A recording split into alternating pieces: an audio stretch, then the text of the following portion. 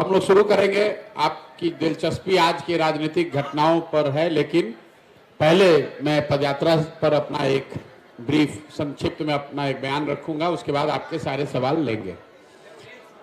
सबसे पहले आप सबका यहाँ आने के लिए बहुत बहुत धन्यवाद। 2 अक्टूबर 2022 से जन सुराज अभियान के तहत जो पदयात्रा हम लोगों ने पश्चिम चंपारण गांधी भितिहरवा आश्रम से शुरू किया है, उसको आज करीब करीब 17 महीने हो गए। इन 17 महीनों में पश्चिम चंपारण से चल के पूर्वी चंपारण, शिवहर, गोपालगंज, सिवान, छपरा, वैशाली, समस्तीपुर, मुजफ्फरपुर, सीतामढ़ी, मधुबनी, दरभंगा होते हुए मैं बेगूसराय पहुंचा हूं। बेगूसराय में भी पिछले 1 महीने से मैं हूं और ये यात्रा पूरी करने में करीब करीब 13 जिले करने में मुझे 17 महीने लग गए। इन 17 महीनों में तकरीबन 4,500 गांवों में हम लोग गए, वहां लोगों से बात करी, पदयात्रा के उद्देश्यों को समझाने का प्रयास किया। और मैं 3, 4, 5 दिन और बेगूसराय में रुकूंगा। बेगूसराय सदर, डंडारी और साहेबपुर कमाल, ये 3 प्रखंड की पदयात्रा और बाकी है। वो इसलिए कि साहेबपुर कमाल से होते हुए मुझे खगड़िया जाना है। पदयात्रा के जो 3 मुख्य उद्देश्य हैं, मेरी अपने जीवन की जो 20 साल का मेरा सामाजिक राजनीतिक अनुभव है, उसके आधार पर मेरा अपना मानना है कि बिहार में जो गरीबी है, पिछड़ापन, बेकारी, बदहाली है, इसका मूल कारण ये है कि यहाँ के लोग जो इन सारी समस्याओं से जूझ रहे हैं, झेल रहे हैं, एक तरीके से उसको भोग रहे हैं।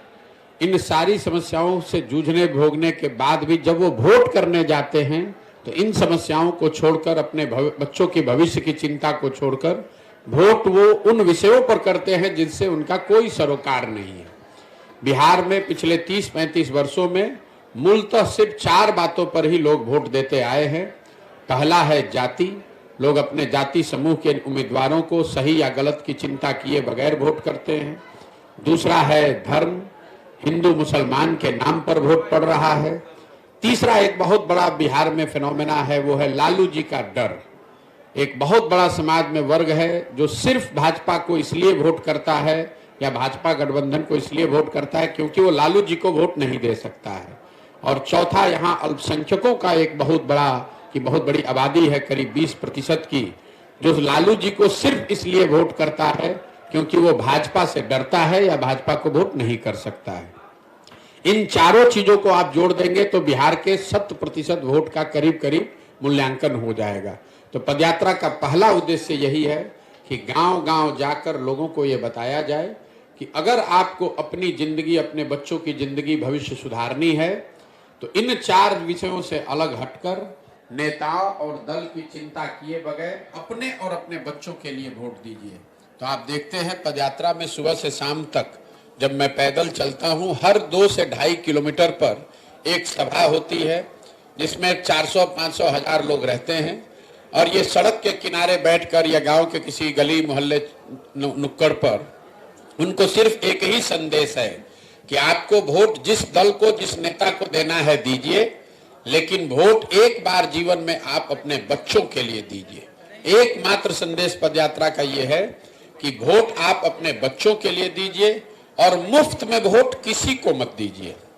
अगर आपको अपने जाति वाले को भी देना है तो अगर आप अपने जाति वाले को धान, गेहूं, दूध, सब्जी बेचते हैं, कपड़ा बेचते हैं तो उससे पैसा लेते हैं, तो वोट मुफ्त में क्यों दे रहे हैं? अपने जात वाले को देना है दीजिए, लेकिन कम से कम उससे अपने बच्चों के लिए रोजगार, पढ़ाई मांगिए, अपने लिए सड़क, अस्पताल, स्कूल मांगिए, तभी आपका जीवन सुधरेगा। पदयात्रा का दूसरा उद्देश्य ये है कि मैंने जब बिहार का पदयात्रा से पहले एक अध्ययन कराया तो यहाँ करीब करीब 55% लोगों ने ये बताया कि बिहार में एक नए दल और विकल्प की जरूरत है।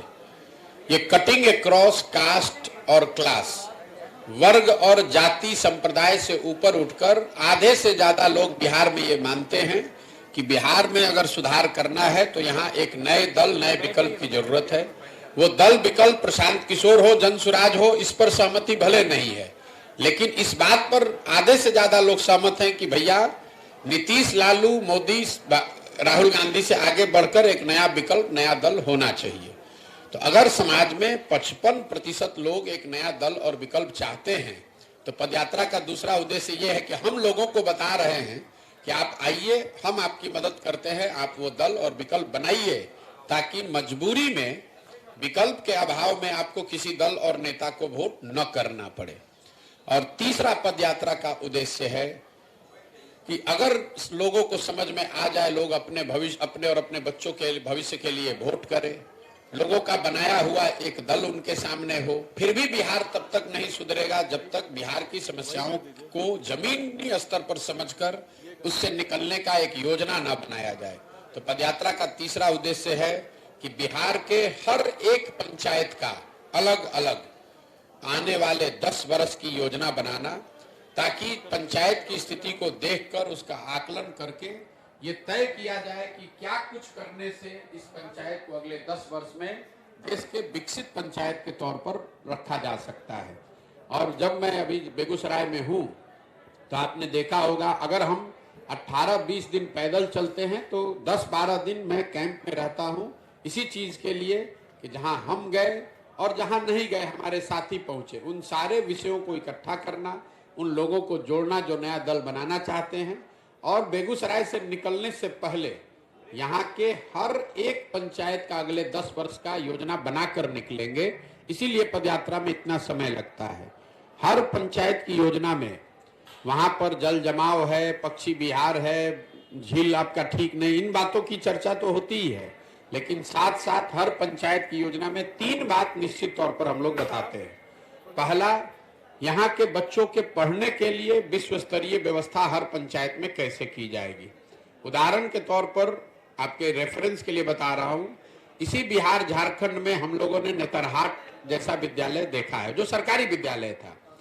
एक नेतरहाट से मुझे लगता है कि देश में सबसे ज्यादा अफसर अगर किसी एक विद्यालय से बने होंगे तो नेतरहाट है। तो अगर एक नेतरहाट से इतने परिवार, इतने लोगों की जिंदगी बदल सकती है, तो हर पंचायत में, हर प्रखंड में अगर एक नेतरहाट जैसा विद्यालय हो, उससे मुझे लगता है कि हजारों परिवारों की जिंदगी बदलेगी, बिहार की तकदीर, तस्वीर उससे बदलेगी। तो योजना में ये बता रहे हैं कि हर पंचायत में बच्चों के पढ़ने की विश्व स्तरीय व्यवस्था कैसे होगी। दूसरी बात जो बता रहे हैं कि हर पंचायत में 800 से 1200 नए रोजगार के अवसर कैसे पैदा किए जाएंगे। और योजना में साथ में ये भी बता रहे हैं कि बिहार में जो खेती है उस पंचायत के स्तर पर उसको खाने वाली खेती से कमाने वाले खेती में कैसे परिवर्तित किया जाएगा।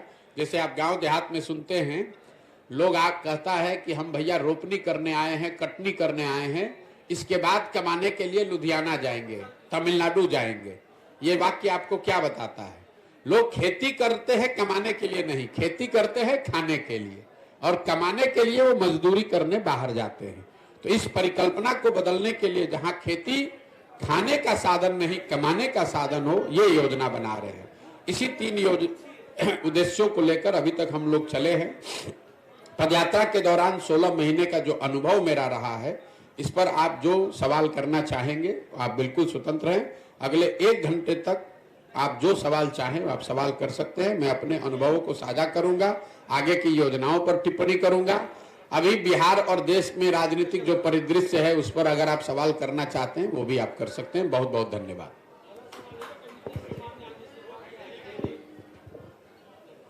बोलिए, माइक से पूछिए, बिल्कुल इत्मीनान से पूछिए, कोई घबराहट नहीं है, मैं घंटा बैठे। बोलिए। बिहार में आज राजनीतिक घटनाक्रम के तहत नीतीश कुमार ने महागठबंधन सरकार से इस्तीफा दिया है और एनडीए के साथ सरकार बनाने वाली है, इस पे क्या? मेरे भाई, अगर आप पिछले 1 साल के मेरे वक्तव्यों को देखेंगे तो शायद एकमात्र व्यक्ति मैं रहा हूं जो कैमरे पर कहता रहा है कि नीतीश कुमार बस कभी भी पलट सकते हैं। आप मेरे कितने भी वक्तव्य उठाकर देख लीजिए, हर जगह हमने कहा है ये नीतीश कुमार की राजनीति का हिस्सा बन गया है। लेकिन आज जो घटना हुई है ये नीतीश कुमार के संदर्भ में नहीं है। नीतीश कुमार पलटू राम हैं या पलटू राम नेताओं के सरदार हैं, ये तो बात पहले से जनता जानती है। आज की घटना ने, अभी जो हुआ है, इसने ये दिखाया कि पूरे बिहार में जितने राजनीतिक दल और नेता हैं सब पलटू मार है। आज ये भी तय हुआ कि नरेंद्र मोदी, अमित शाह और भाजपा वाले भी उतने ही बड़े पलटू मार है जो अभी 2 महीना 4 महीना पहले कह रहे थे कि नीतीश कुमार के लिए बिहार में भाजपा का दरवाजा बंद है। ये पलटू मार पूरी राजनीतिक व्यवस्था है, इसलिए कि कल तक जो नीतीश कुमार को गाली दे रहे थे भाजपा के वर्कर, समर्थक, कार्यकर्ता, आज ही से इनको सुशासन का नया प्रतिमूर्ति बताने लगेंगे। ये पलटू मार व्यवस्था इसलिए है कि आज तक राजद जो उनको सुशासन और भविष्य का नेता बता रही थी, अभी आज शाम होते होते वो फिर नीतीश कुमार को गाली देंगे, उनको शराबबंदी में माफियागिरी दिखने लगेगी, भ्रष्टाचार उनको बिहार में दिखने लगेगा। अभी सुबह तक नहीं दिख रहा था। तो नीतीश कुमार पलटू मार हैं, ये तो पूरा दुनिया जानता है। अब ये बहस का, ये कोई डिस्कवरी का मुद्दा नहीं है। इस घटना ने ये दिखाया कि नीतीश कुमार ने अपने ही रंग में यहाँ के पूरी राजनीतिक व्यवस्था को रंग दिया है, जिसमें भाजपा और राजद दोनों ही उतने ही बड़े पलटू मार हैं जितने बड़े नीतीश कुमार हैं। चुनाव है तो ये जो घटना हुई है इसका कितना असर पड़ेगा? देखिए, लोकसभा के चुनाव के नजरिए से मैंने पहले भी कहा है और कैमरे पर कहा है कि नीतीश बाबू अगर महागठबंधन में लड़ते तो उनको 5 सीट भी नहीं आने वाला था। ये तो लोगों को पता था। और जब हम लोग कह रहे थे तो उनका कोई दल का आदमी चिल्लाता था, अरे प्रशांत किशोर को क्या आता है। ये तो डर इतना है ना, लोगों को पता है। मैं कोई ऐसे बिहार का कोई नेता तो हूं नहीं कि कह दूंगा कौन जीतेगा। अगर मैं कह रहा हूं कि नहीं आएगा 5 तो नहीं आएगा 5। इसी डर से पहले तो भागे, उनको मालूम था अभी खाता नहीं खुलने वाला है, तो भागे भाजपा में। अब इस नई व्यवस्था में जरूर एनडीए के नाम पर, मोदी के नाम पर, भाजपा के लहर में कुछ सीट उनको मिल जाएगा। लेकिन इसके साथ ही एक और आपको भविष्यवाणी कर देता हूं, इसका सबसे बड़ी कीमत इस गठबंधन का भाजपा और उनके दल वाले पे करेंगे विधानसभा के चुनाव में। लोकसभा में नहीं, लेकिन भाजपा को इसकी बहुत बड़ी कीमत चुकानी पड़ेगी आने वाले विधानसभा चुनाव में, क्योंकि जो भाजपा का समर्थक है, जो उनका वोटर है, नेता है, काडर है, आज उसके पास कोई जवाब नहीं है कि आखिर आप जिस नीतीश कुमार को आपने एक बार 2020 में थोपा, तब भी आपके 75 एमएलए थे, इनके 42 थे, आप क्यों नहीं मुख्यमंत्री बने? क्यों नहीं बिहार को सुधारने का जिम्मा लिया? एक बार फिर नीतीश कुमार भागे तो आपने कहा नीतीश कुमार धोखेबाज है, और आज फिर उसी नीतीश कुमार को आप बिहार पर थोप रहे हैं। तो जिस तरह से कांग्रेस और कांग्रेस के नेतृत्व ने चंद सांसदों के लालच में बिहार को 20 वर्ष तक लालू के हाथ में बेचा, इसकी चिंता नहीं की कि बिहार के लोगों का क्या होगा। 10, 15, 20 सांसद हमारे जीत के यूपीए के आते रहे, लालू जी अगर पूरा बिहार लूट कर बर्बाद कर रहे हैं तो कोई चिंता नहीं थी सोनिया गांधी को, कोई चिंता नहीं थी कांग्रेस की लीडरशिप को। वही हाल आज भाजपा के लीडरशिप का है। उनकी चिंता बस इतनी है कि संसद में अगले लोकसभा चुनाव में हमारा 30-35 सांसद जीत कर आ जाए। अगर नीतीश कुमार ने पूरा बिहार को बर्बाद कर दिया है, उनकी मानसिक हालत नहीं है बिहार को चलाने की, इसकी कोई चिंता उनको नहीं है। वो बिहार के लोगों की चिंता नहीं है, उनको बिहार के बच्चों की चिंता नहीं है। तो लोकसभा में तो असर नहीं दिखेगा ज्यादा, लेकिन विधानसभा में भाजपा को बहुत बड़ी कीमत इसकी चुकानी पड़ेगी। और आप इस वक्तव्य को नोट करके, रिकॉर्ड करके रखिए, अगर न हो तो मेरी गर्दन आप पकड़ लीजिएगा।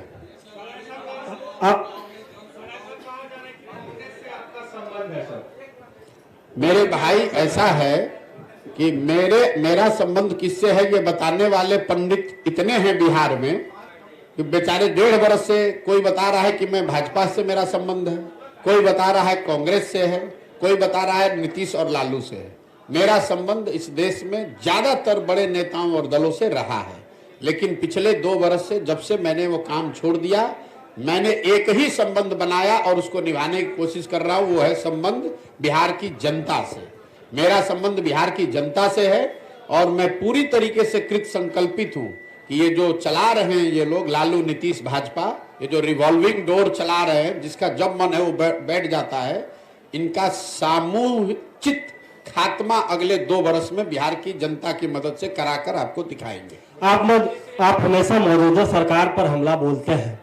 आपने कहा कि 2 साल पहले तक संबंध था बड़े बड़े नेताओं से, तो चीजों को बदल सकते थे, आप उनको सुझाव दे सकते थे कि इस तरह से बिहार को चलाना है, ये योजना लाइए, ऐसे करिए, बिहार डेवलप होगा, ये कर सकते थे? बिल्कुल कर सकते थे, किया भी। 2015 में बिहार की राजनीति से मेरा कोई लेना देना कभी नहीं रहा है, लेकिन 2015 में जब यहाँ मैंने नीतीश कुमार की मदद की तो उसके साथ साथ 7 निश्चय का कार्यक्रम भी बनवाया, बिहार विकास मिशन की परिकल्पना भी की। लेकिन हम कोई मंत्री नहीं बने, हम यहाँ कोई ओहदा लेकर नहीं रहे, हम तो चले गए। उसके बाद यहाँ पर उसको करने की जिम्मेवारी नीतीश सरकार की थी, और अगर उन्होंने नहीं किया तो हम ही यहाँ वापस आकर वो गलती सुधारने का या इसको बेहतर करने के लिए भी अपना घर परिवार काम धंधा छोड़कर हम ही पसीना बहा रहे हैं। आप नहीं कर रहे हैं, आप उस समय भी सवाल कर रहे थे, आज आप भी सवाल कर रहे हैं। हम ही आज आकर अपने जीवन का सब कुछ दांव पर लगाए हैं कि अगर इनको सलाह देने से नहीं सुधरा तो हम खुद उतरकर जनता को सलाह देकर इस काम को करेंगे। सर हैं? बिल्कुल चिंता मत कीजिए, जब समय आएगा मैं चुनावी मोड में भी आऊंगा और आपको उसका असर भी दिखेगा। आपको नहीं दिखा, एक एमएलसी का चुनाव हमने अभी कराया निर्दलीय अफाक अहमद का, आज से 6-8 महीना पहले। उसमें एक ओर से महागठबंधन के उम्मीदवार थे, 30 वर्ष के जीते हुए एमएलसी, उनकी मृत्यु हुई थी, उनका लड़का लड़ रहा था, और वहां के 5 भाजपा के सांसद लगे हुए थे अपने कैंडिडेट को जिताने में। जीता कौन? जनसुराज समर्थित आदमी। तो आप इस पर भरोसा रखिए, इतना हमें ज्ञान है कि यहाँ चुनाव कब होगा। जब चुनाव होगा तो आप जनसुराज को, प्रशांत किशोर को चुनाव के मोड में भी देखेंगे और इन लोग का सबका खटिया खड़ा करते हुए भी आप देखिए। ये लोकसभा चुनाव में इंडी एलायंस का क्या भविष्य देखते हैं? नीतीश जो इसके सूत्रधार थे, नीतीश कुमार वो खुद चले गए। पहले बात तो आप ये समझिए कि नीतीश कुमार कभी इसके सूत्रधार थे नहीं। ये तो अपने से आप लोग, कुछ बिहार के पत्रकार और जदयू के कुछ बड़बोले नेता अपने आप को संयोजक, सूत्रधार, पता नहीं प्रधानमंत्री का फेस क्या क्या बता रहे। आप मेरे वक्तव्यों को पिछले 1 साल से सुनिए। मैं बार बार कह रहा हूं कि पहली बात, इंडिया अलायंस जिस तरीके से बना है, जिस तरह के उसमें प्रयास हुए हैं, मैं ऐसा नहीं समझता हूं कि उससे उनको कोई बहुत सफलता मिलेगी। इसलिए नहीं मिलेगी कि ना उनके पास कोई नैरेटिव है, ना कोई पब्लिक से कॉन्टैक्ट है, ना जमीन पर कोई काम हो रहा है, ना कोई उनके लिए नया प्रयास हो रहा है, ना आपस में उनकी सामंजस्यता है, ना कोई चेहरा, ना कार्यक्रम। तो कैसे आपको सफलता मिलेगी? दूसरी बात, अगर जो भी उनकी ताकत है इंडिया अलायंस की, उसमें नीतीश कुमार का क्या था भाई? पटना में एक बैठक होने से आप लोग कह रहे हैं कि नीतीश कुमार ही इसके सूत्रधार हैं। इंडिया अलायंस में सबसे बड़ा दल कांग्रेस है, दूसरा सबसे बड़ा दल तृणमूल है, तीसरा सबसे बड़ा दल डीएमके है। नीतीश कुमार को पूछता कौन है? ये तो बिहार में आप लोग, हमारे चूंकि मुख्यमंत्री हैं तो हम लोग को इन पर बोलना पड़ता है। आप किसी दूसरे राज्य में जाइएगा तो कोई इस बात का संज्ञान भी ले रहा है क्या कि कौन है नीतीश कुमार? आप जरा ये समझिए कि नीतीश कुमार क्या ऑफर कर सकते हैं किसी दल या गठबंधन को। इनके पास कोई इतना बड़ा ये चेहरा है नहीं, कोई इनकी आइडियोलॉजिकल विचारधारा वाली पोजीशनिंग है नहीं, हर 6 महीना पे पलटते हैं। पूरे देश में इनका नाम है पलटू राम। दूसरा, इन्होंने गवर्नेंस के स्तर पर पूरे देश में सबसे गरीब और पिछड़ा राज्य है बिहार। तो ऐसा तो होगा नहीं कि केरल का आदमी कहेगा कि केरल को बिहार के जैसा बनाना है इसलिए नीतीश कुमार को नेता मान ले। तीसरा, दल की मैंने सुनो मेरी बात। आप दल की आपकी ताकत है नहीं, कुल जमा पूंजी आपकी 42 विधायकों की है, तो ना आपके पास राजनीतिक काबिलियत है, ना आपका इमेज है, ना सुशासन गवर्नेंस है। किस आधार पर आपको कोई नेता मान लेगा? ये तो नीतीश कुमार ऐसे हवाई किला बनाते रहते हैं, और जब वो नहीं मिला तो तुरंत पिछले दरवाजे से भागा भाजपा की ओर। और आपको एक और घोषणा कर देता हूं, अगले विधानसभा से पहले, इसको भी आप लोग चला दीजिए कोट करके, ये फॉर्मेशन फिर बदलेगा। इसको भी लिख कर दे देता हूं। आज जिस फॉर्मेशन में बिहार में व्यवस्था है, जिसमें नीतीश कुमार चेहरा है, बीजेपी सपोर्टर की भूमिका में है, और दूसरे साइड आरजेडी है और बाकी लोग उनको सपोर्ट कर रहे हैं, इस फॉर्मेशन में विधानसभा का चुनाव नहीं होगा।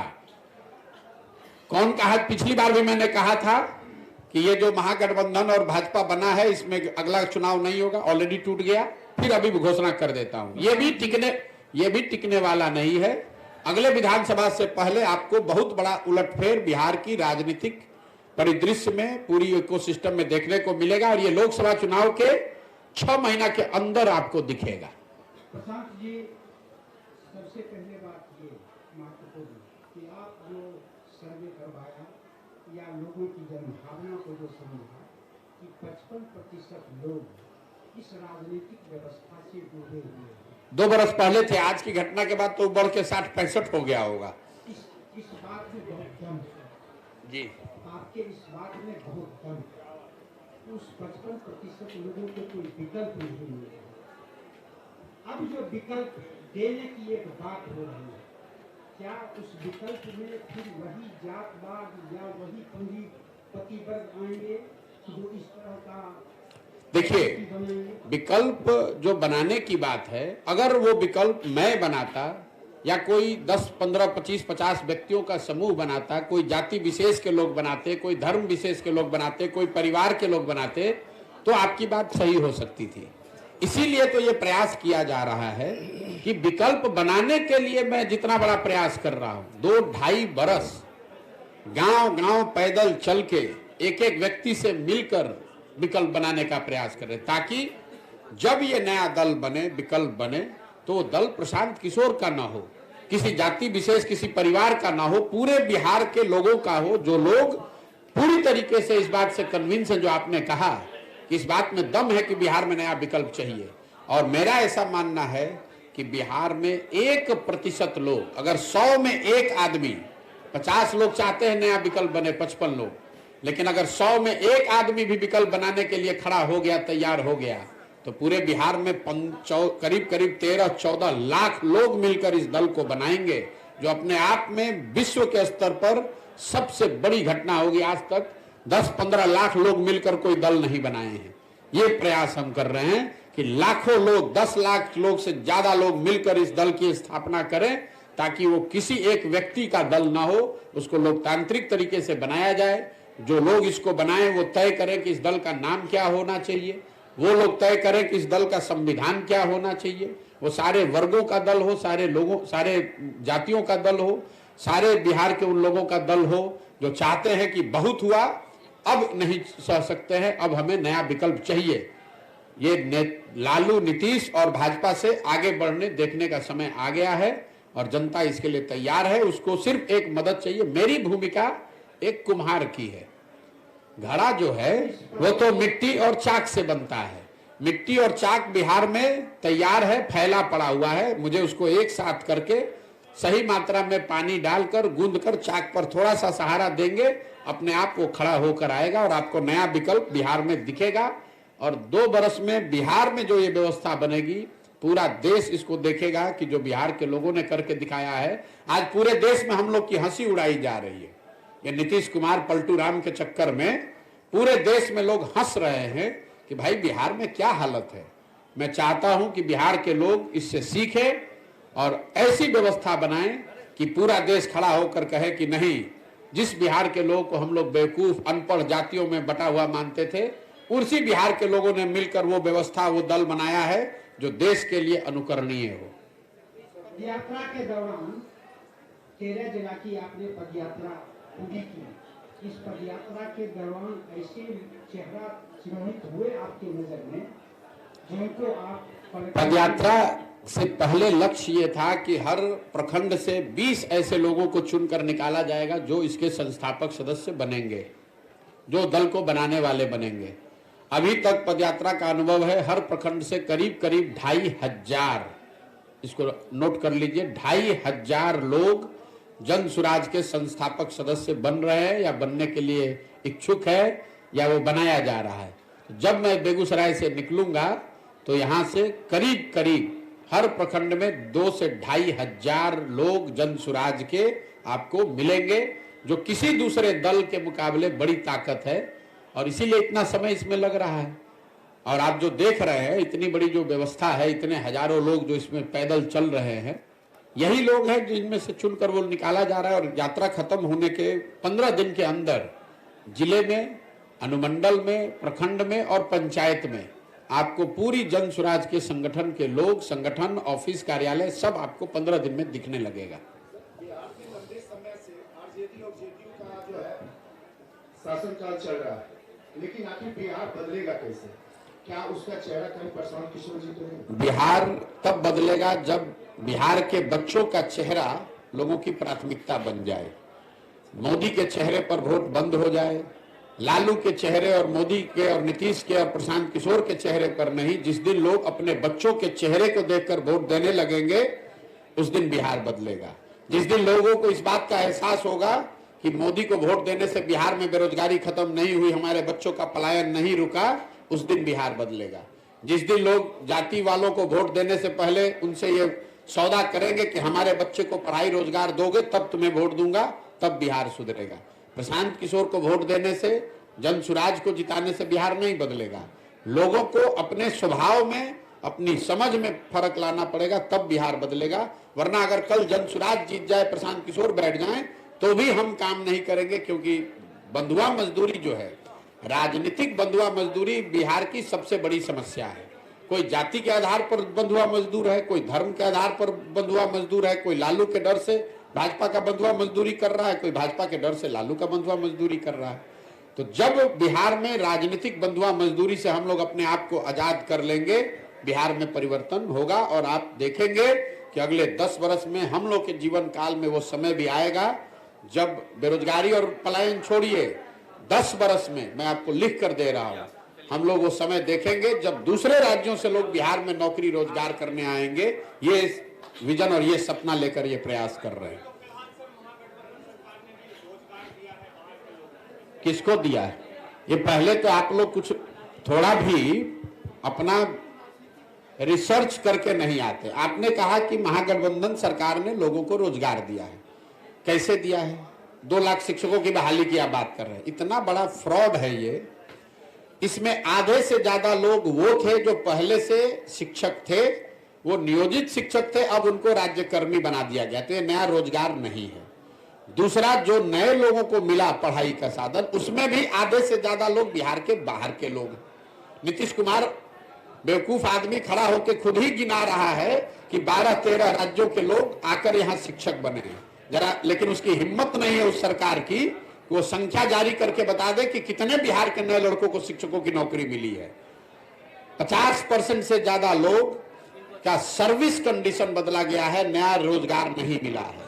और जो 50% के आसपास नए लोगों को शिक्षकों के तौर पर नियुक्त किया गया है, उसमें से ज्यादातर लोग बिहार के बाहर के हैं।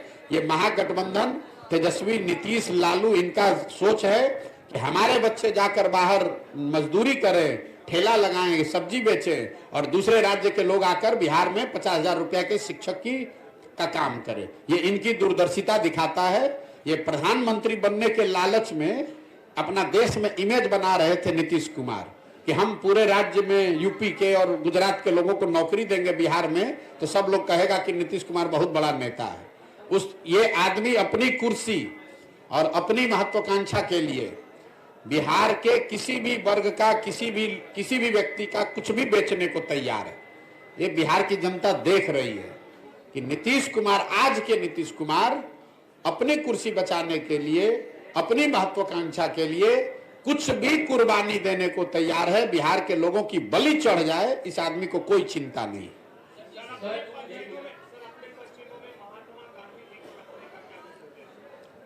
अब इस देश में, इस धराधाम पर, इस धरती पर महात्मा गांधी से बड़ा सामाजिक राजनीतिक चिंतक, विचारक, आइकॉन तो पूरे देश में कोई बना नहीं। तो अगर गांधी को लेकर नहीं चलेंगे तो किसको लेकर चले? आप बता दीजिए। गोडसे को लेकर चले? मेरे भाई, गांधी ही वो सोच है, गांधी ही वो विचारधारा है, गांधी ही वो आइकन है जो आज की इस परिस्थिति से हम लोग को बाहर निकाल सकते हैं। इसी सोच को साथ में लेकर समाज के सभी वर्गों को जोड़ा जा सकता है।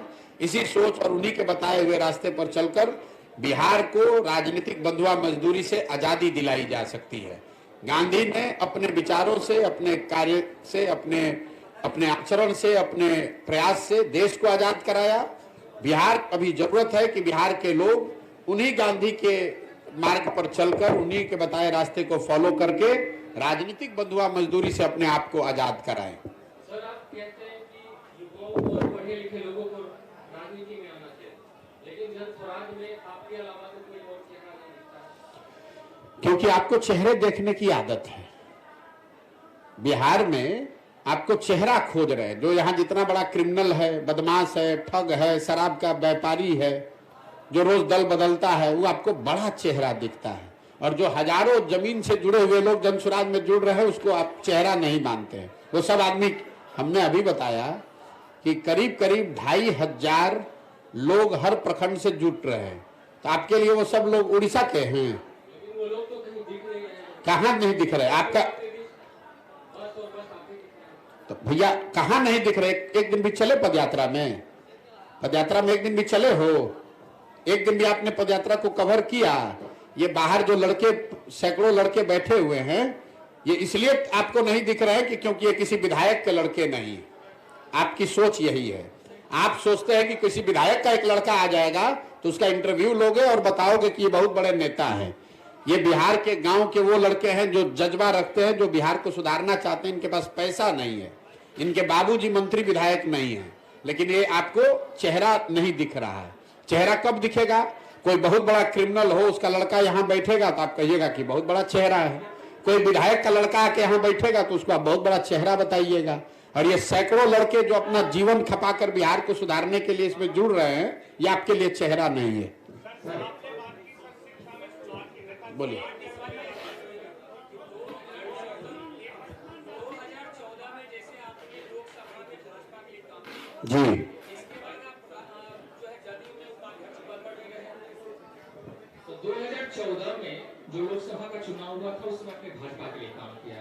जब आपका वहां मनोकामना पूर्ण नहीं हुई तो फिर आपने जदयू में काम किया, और जदयू में काम करने के बाद आपको क्या लगता है कि दोनों की पार्टी में आपने काम किया? संभवतः शायद जो अन्य पार्टी में भी आपने प्रयास किया, और एक प्रयास में जब सफलता नहीं मिली है तब आपने जन स्वराज की जो है पार्टी का जो पद यात्रा प्रारंभ की, इस पर क्या कहना चाहिए?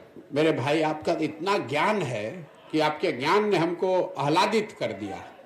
आपको दो ही याद है, हम 2014 में नहीं, 2012 में भाजपा का गुजरात में मदद किए, 2014 में उनके लिए काम किया, 2015 में नीतीश कुमार को यहाँ मदद किया, उसके बाद पंजाब में,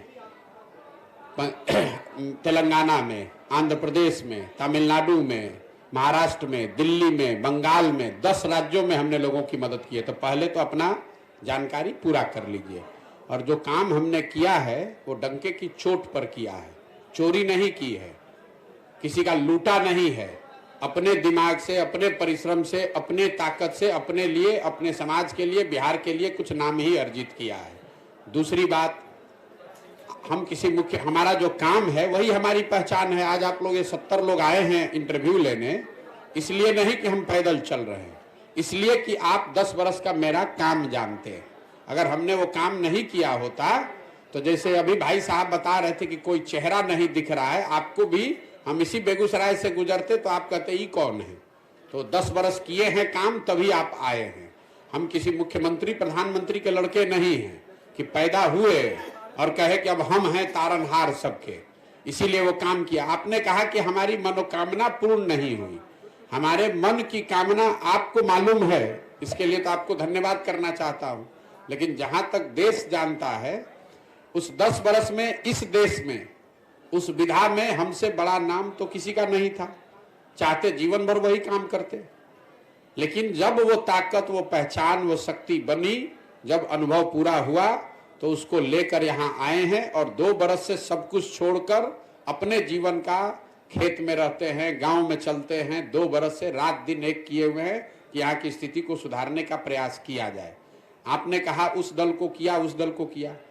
अगर उस दल में वो सब कुछ सही होता ही तो फिर हमको नए प्रयास की जरूरत क्या है? लेकिन दो ही, अगर आप कोई प्रयास करते हैं उसमें आपको सफलता नहीं मिली तो आपके पास 2 विकल्प है। या तो आप थक हार के बैठ जाइए कि भाई हो नहीं सकता है, दूसरा ये है कि उससे और बेहतर प्रयास कीजिए। तो हमारी गिनती आप दूसरे वाले में रखिए। हमने यहाँ प्रयास किया कि नीतीश को मदद करके 7 निश्चय बनाकर, बिहार विकास मिशन बनाकर बिहार को सुधारा जाए। नहीं सुधरा तो उससे बड़ा प्रयास कर रहे हैं, लेकिन प्रयास तो कर रहे हैं ना। यहाँ बैठ के खाली टिप्पणी नहीं कर रहे हैं। दिल्ली में बैठकर बिहार पर टिप्पणी नहीं करता हूं मैं। जब मैं बिहार में नहीं था तो देश भर के पत्रकार अगर बात करते होंगे, देश भर, देश विदेश की राजनीति पर चर्चा करते थे, बिहार पर नहीं बोलते थे। बिहार पर तब बोलते हैं जब 2 बरस से बिहार के गांव गांव में अपना पूरा जीवन लगाए हुए हैं। बाहर के केरल में क्या हो रहा है, इंडिया अलायंस में क्या हो रहा है, आप लोग पूछते हैं, तब भी लिमिटेड बात ही बोलते हैं, हमको उससे कोई लेना देना नहीं है। तो हम यहाँ आए हैं ये सोच समझकर अपने 10-15 बरस के अनुभव के आधार पर कि अगर बिहार में सुधार करना है तो बिहार में समाज के स्तर पर प्रयास होना चाहिए, और वो प्रयास ईमानदारी से कर रहे हैं।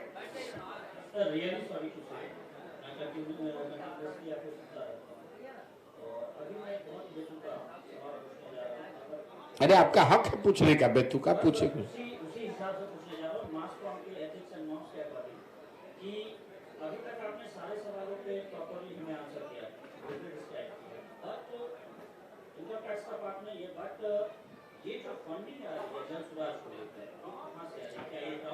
मेरे भाई ऐसा है, आपने कहा कि आप हमको सुनते रहे हैं, तो आपने सुना नहीं है कभी, क्योंकि जिस दिन से हम ये पदयात्रा चला रहे हैं उस दिन से हर प्रेस वार्ता में आप पहले बेतुका पूछने वाले नहीं हैं। ये बेतुका सवाल नहीं है, तो बिल्कुल सही सवाल है। हर प्रखंड में पत्रकार वार्ता में लोग ये पूछते हैं कि इसके लिए पैसा कहां से आ रहा है। उसका जवाब ये है कि ये पैसा वहां से आ रहा है जिनको पिछले 10 वर्षों में हमने राजनीति के क्षेत्र में आगे बढ़ाने में मदद की है, कंधा लगाया है। आज इस देश में 5 से ज्यादा ऐसे राज्य हैं जहां उन लोगों की सरकारें हैं जिनको सरकार बनाने में, जीतने में हमने कंधा लगाया है। कई लोगों को ये लगता है कि अच्छा जिस पार्टी को जिताया है वो पैसा दे रहा है। नहीं, पैसा वो कोई नेता नहीं देता है, कोई दल नहीं देता है, लेकिन जिस राज्य में भी आप किसी को सरकार बनाने में मदद करेंगे उस राज्य में सैकड़ों ऐसे लोग होते हैं जो प्रशांत किशोर को जानते हैं, जिनको हमारी समझ पर भरोसा है, जिनको हमारे प्रयासों में यकीन है, लोग वो मदद कर रहे हैं। तो उन राज्यों में जहां मैंने काम किया पिछले 10 साल में, जहां की व्यवस्था को, सरकार को बनाने में हमने कंधा लगाया, उस व्यवस्था से, उन दलों से, उन नेताओं से जुड़े हुए जो लोग हैं वो लोग पैसा दे रहे हैं और उसी पैसे से ये पूरा अभियान चलाया जा रहा है। सर एक सवाल है, एक बात, आप ये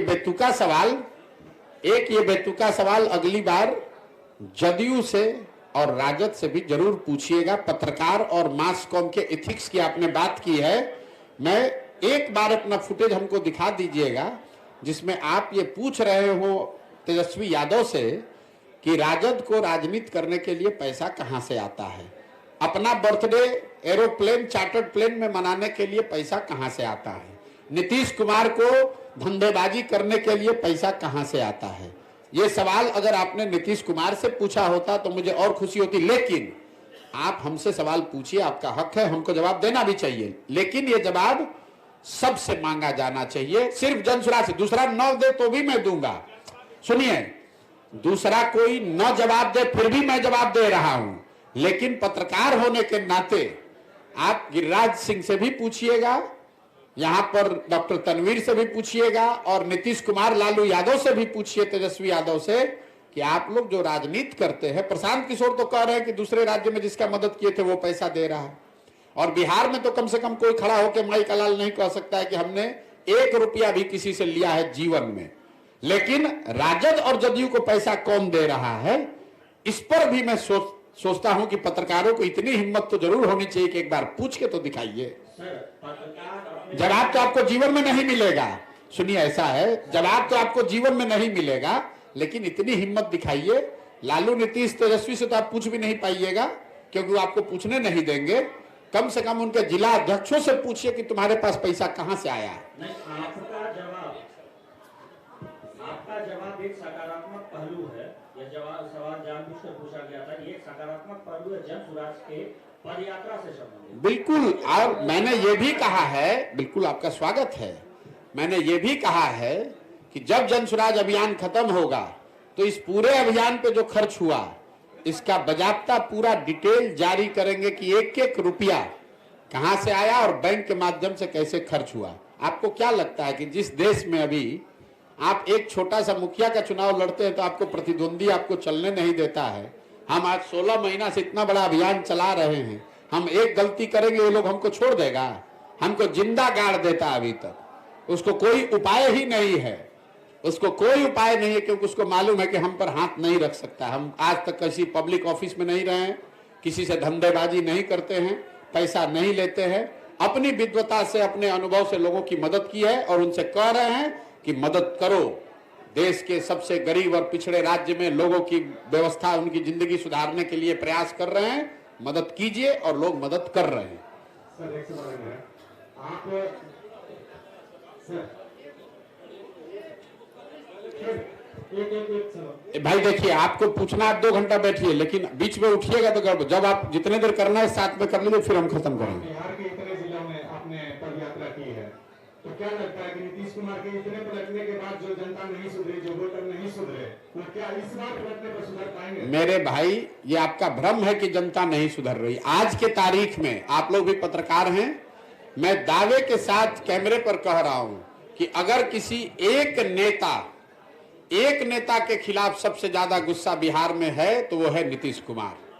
आप किसी भी वर्ग से बात कीजिए, किसी सामान्य नेता से, पब्लिक से, उनके अपने सपोर्टर, वोटर और पार्टी के नेताओं से बात कीजिए, हर आदमी नीतीश कुमार के लिए आज अपशब्द और गलत बात कह रहा है। और ये ऐसा मत समझिए कि बिहार की जनता समझती नहीं है। यही नीतीश कुमार हैं, 2010 में इनके नाम और चेहरे पर बिहार की जनता ने 206 विधायक जिताया था। आज यही नीतीश कुमार हैं जिनकी दशा यह है कि 40-42 को विधायक जीता हुआ है और एमपी के चुनाव में हारने के डर से यह आदमी फिर भागकर भाजपा के शरण में गया है कि अगर मोदी जी भाजपा का सहारा नहीं रहा तो खाता नहीं खुलेगा। अगली बार लिख लीजिए, अभी पीछे बार घोषणा किए थे कि अगर महागठबंधन में लड़ेंगे तो 5 एमपी नहीं जीतेंगे। अभी लिख लीजिए, अब चाहे जिसी गठबंधन में लड़े, भाजपा के साथ भी लड़े, नीतीश कुमार को 20 से कम विधायक अगली बार जदयू को आएगा। अगर नहीं आया तो मैं राजनीति से संन्यास ले लूंगा। इस आदमी को, जदयू को 20 विधायक नहीं आएगा, चाहे वो भाजपा के साथ लड़े, महागठबंधन के साथ लड़े कि किसी के साथ लड़े। बिहार की जनता इतनी बेवकूफ नहीं है, जनता इतनी व्याकुल है आज कि वोट किसी को दिया। ये आदमी पलट पलट के, आप समझिए जनता आज कितना असहाय फील कर रही है, वोट किसी के नाम पर लिया। ये आदमी अपने आप को इतना चतुर समझता है। ये चतुर नहीं है, धूर्त है। नीतीश कुमार निहायत धूर्त आदमी है जो पूरे बिहार के 13 करोड़ जनता को धूर्तता से मूर्ख बनाकर उसको ठग रहा है। और इसका पूरा सूद समेत हिसाब जनता अगले चुनाव में करेगी। लोकसभा और खाली छोड़ दीजिए। सरकार गिराने में हम बोले थे कि जाके उधर पलट जाओ। ये नीतीश कुमार इतना धूर्त है, जब महागठबंधन भागे तो कहा कि प्रशांत किशोर भाजपा के एजेंट हैं। आज जितने हमारे मुसलमान भाई हैं, भाजपा विरोधी जो लोग हैं बिहार में, उनको इसका चेहरा पहचानना चाहिए कि ये आदमी कितना बड़ा धोखेबाज है।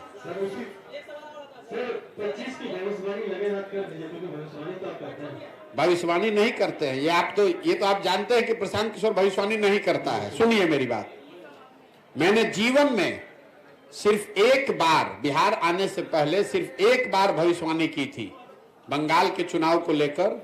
जब पूरे देश के लोगों ने कहा कि भाजपा को 200 सीट आएगा, तो हमने कहा कि इनको 100 नहीं आएगा और 100 से ज्यादा आएगा तो संन्यास ले लेंगे।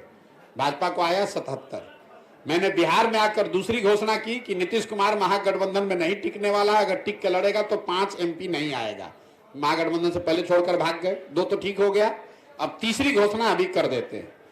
जिस फॉर्मेशन में भी नीतीश कुमार लड़े, अगले विधानसभा चुनाव में नीतीश कुमार की दल जदयू को, चाहे भाजपा के साथ लड़े, महागठबंधन में लड़े, अकेले लड़ जाए, 20 सीट नहीं आएगा। अगर आएगा तो ये आप लोग सब रिकॉर्ड कर रहे हैं, नोट करके रखिए, मैं जीवन में अपने काम से संन्यास ले लूंगा। बिहार की जनता के विद्वता पर मुझे इतना यकीन है। फिर भाई हम जितना घोषणा कर रहे हैं उतने सुनो। इसलिए उसको 20 से कम सीट आएगा नीतीश कुमार को, क्योंकि जनता ये सुनिश्चित करना चाहती है कि नीतीश कुमार को इतना कम सीट दो कि कोई गणित लगा के ये आदमी फिर से मुख्यमंत्री न बन जाए। सर, बिहार में जो जातीय जनगणना हुई है, बिहार वासियों को कितना इससे क्षति भरना पड़ेगा और क्या आप इसे सही मान रहे हैं गलत? देखिए नीतीश कुमार, लोग कोई कहता है कि भाजपा जात धर्म का, कमंडल का राजनीति करता है, ये मंडल की राजनीति करते हैं। नीतीश कुमार ऐसा चालू आदमी है कि कमंडल और मंडल दोनों की राजनीति करना चाहते हैं। इनको कोई फायदा नहीं होगा। मैंने पहले भी कहा है, जातिगत सर्वे से नीतीश और लालू ने ये दिखाया कि उन्होंने अपना प्रमाण, अपना कीचड़ अपने मुंह पर लगाकर दिखाया कि 30 वर्ष से जिन जातियों के नाम पर वो राजनीति करते रहे हैं, उनके भलाई के लिए, उनके बेहतरी के लिए इन दोनों लोगों ने कुछ नहीं किया है। अगर उनकी हकमारी हुई है, जो कि आंकड़ों में दिख रहा है, इन्हीं के आंकड़ों में दिख रहा है, तो हकमारी किसने की है? पिछले 32 साल से तो लालू और नीतीश ही सत्ता में हैं। इन्होंने उनको कोई जगह नहीं दी, उनको कोई विभाग नहीं दिया, उनको संसाधन नहीं दिए, उनके बच्चों के पढ़ाई की व्यवस्था नहीं की, उनको रोजगार नहीं दिया, उनके नाम पर राजनीति की, उनके राजनीति पर कुर्सी पर बैठे। तो जनता उसको देख चुकी है। और अगर अभी तक जो लोग बता रहे थे कि जातिगत सर्वे इतना बड़ा मास्टर स्ट्रोक है कि नीतीश कुमार ही उससे, तो इनको भागने की जरूरत क्या पड़ी? हम तो ये बात पहले से घोषणा कर रहे हैं कि जातिगत सर्वे का इनको नुकसान होगा, क्योंकि सब ने देख लिया कि तुम जाति की बात करते हो, जाति की गणना करते हो, उसके लिए करते कुछ नहीं हो, मलाई मारते हो तुम और लालू जी। इसलिए भैया अगर इनको दम था तो अभी फिर सरकार बनाए हैं। किसी मुसलमान को बना दे होम मिनिस्टर, किसी अति पिछड़े को बना दे होम मिनिस्टर। अरे फालतू का बकवास कर रहे हो यार। मैं ये कह रहा हूं कि अभी सरकार भाजपा, अभी तो लालू जी के साथ बनाए तो उसमें तो हक नहीं दिया। अब अगर भाजपा के साथ बनाए हैं तो अति पिछड़ों को, दलितों को नीतीश कुमार अपने पार्टी के किसी अति पिछड़ा को होम मिनिस्टर बना दें। मैं चुनौती दे रहा हूं, किसी अपने पार्टी के दलित महादलित साथी को फाइनेंस मिनिस्टर बना दें, शिक्षा मंत्री बना दें। हम देखते हैं, अगर चुनौती दे रहे हैं, अगर बना दे तो मान जाएंगे। बहुत बहुत धन्यवाद भैया। अब कितना सवाल आपके साथ